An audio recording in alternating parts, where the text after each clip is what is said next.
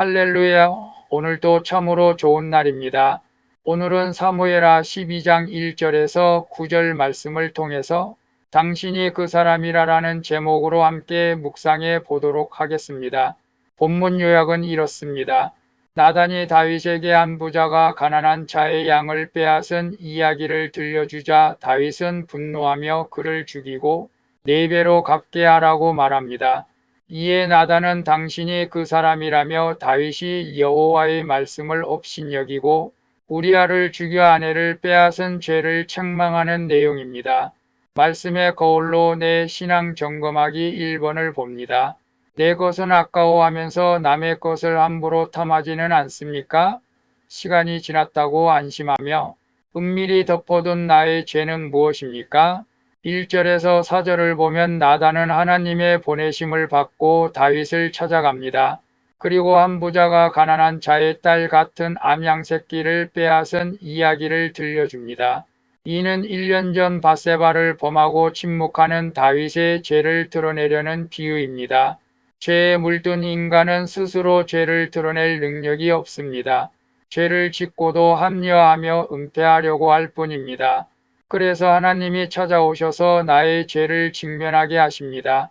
죄가 묻히지 않고 드러나는 것이 은혜인 줄로 믿습니다. 그래서 내 것은 아까워하면서 남의 것을 함부로 탐하지는 않습니까? 시간이 지났다고 안심하며 은밀히 덮어둔 죄는 무엇입니까? 라고 했을 때 다윗은 1년이 지났기에 그 모든 죄가 덮어진 줄로 생각했을 것입니다. 그러나 하나님은 나단 선지자를 보내서 다윗의 죄를 드러나게 하고 있는 것을 봅니다. 오늘 우리도 내 것은 아까워하면서 남의 것을 함부로 탐했다면 오늘 이 시간 하나님께서 내 죄를 드러나게 하신 줄로 믿고 회개할 수 있기를 바랍니다. 아무리 시간이 지난다 할지라도 내 죄가 드러나지 않는 이상 용서받을 길이 없는 것입니다. 그래서 우리는 과거의 죄 때문에 고민하지 마시고 하나님 앞에 낱낱이 고백하여 죄사함을 얻기를 바랍니다. 2번을 봅니다. 나는 말씀을 들을 때 다른 사람의 이야기로 듣습니까? 아니면 나를 향한 경고인 내 이야기로 듣습니까? 5절에서 6절을 보면 다윗은 나단의 이야기에 격분하여 여호와의 이름으로 맹세까지 하며 그 사람은 마땅히 죽을 자라고 정죄합니다.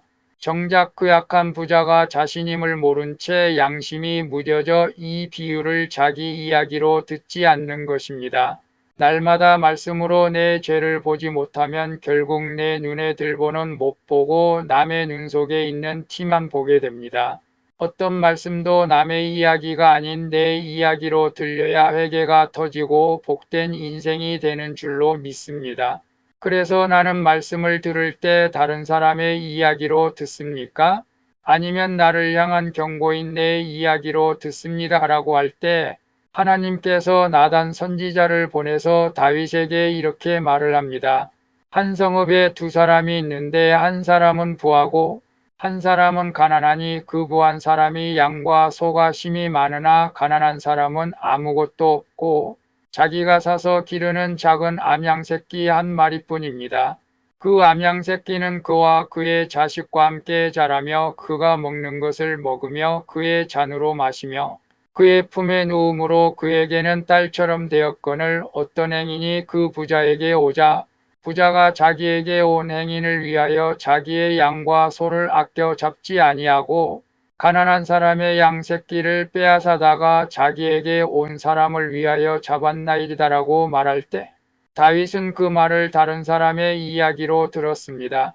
이 이야기는 본인의 이야기였던 것이죠. 오늘 우리는 말씀을 드릴 때 이 말씀은 다른 사람이 들어야 되는 말이라고 생각하지 말고 나를 향한 하나님의 말씀으로 받아들일 때 은혜의 복된 인생이 될 줄로 믿습니다. 3번을 봅니다.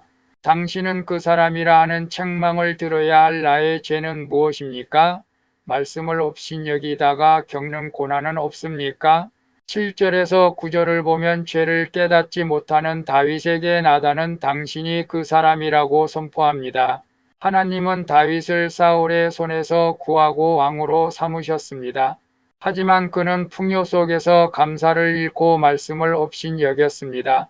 아무리 대단한 업적을 쌓고 은혜를 체험했어도 말씀과 멀어지면 결국 자기가 기준이 되어 하나님을 업신여기게 됩니다. 내가 내 인생의 왕이 되어 말씀을 버리는 순간 악을 행하게 된다는 것입니다. 그래서 당신이 그 사람이라는 책망을 들어야 할 나의 죄는 무엇입니까? 말씀을 업신여기다가 겪는 고난은 없습니까? 라고 했을 때 오늘 나단 선지자는 다윗 왕에게 담대하게 당신이 바로 그 사람이라고 말을 할 때 다윗은 그때에서야 비로소 자기 죄를 깨닫게 되는 것을 봅니다. 오늘 나도 당신이 그 사람이라 책망을 들어야 할 나의 죄가 있다면 당연히 우리는 들어야 하고 회개해야 할 줄로 믿습니다. 다윗은 왕임에도 불구하고 선지자의 말에 수긍하고 회개한 것을 봅니다. 오늘 우리도 나의 죄를 책망하는 자가 있다면 화내지 마시고 불평하지 마시고 오히려 회개하여 하나님과 함께하는 복이 있는 인생을 되어지기를 바랍니다. 기도하겠습니다. 주님, 말씀을 없인 여긴 죄인임에도 주께서 먼저 저를 찾아와 죄를 드러내 주시니 감사합니다. 남의 티는 정죄하면서 내 눈에 들보를 보지 못하는 저의 굳은 양심을 회개합니다. 날마다 말씀 앞에서 교훈과 책망을 제 이야기를 듣고 죄에서 돌이키도록 은혜를 허락해 주시옵소서. 나에게 은혜를 베풀어 주신 예수 그리스도의 이름으로 기도합니다. 아멘. 오늘도 수고하셨습니다. 사랑합니다. 축복합니다. 샬롬.